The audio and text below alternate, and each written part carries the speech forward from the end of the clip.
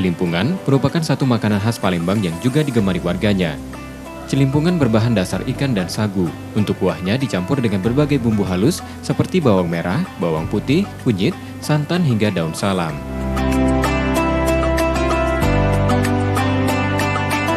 Tak sulit untuk meracik celimpungan. Ikan dan sagu dicampur kemudian dibentuk bulat lalu direbus hingga matang.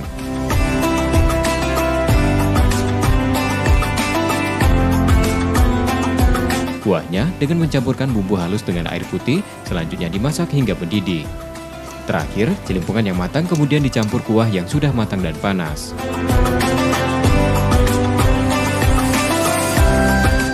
Yang membedakan celimpungan ini mungkin ditemukan selama bulan puasa, karena kalau misalnya kita selama bulan puasa ini celimpungan ini salah satu menu yang sudah mulai jarang kita temui. Karena apa? Karena memang terkadang ditemui hanya pada saat bulan puasa saja, jadi udah termasuk langka nih menu.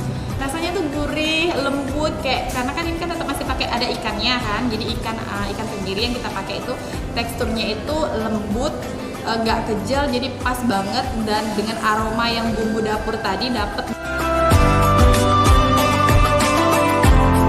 Saat Ramadan, celimpungan dijadikan sebagai menu berbuka puasa. Rasa yang pas antara celimpungan dan kuahnya menjadikan makanan ini tak bosan disantap. Nur Muhammad, Kompas TV, Palembang.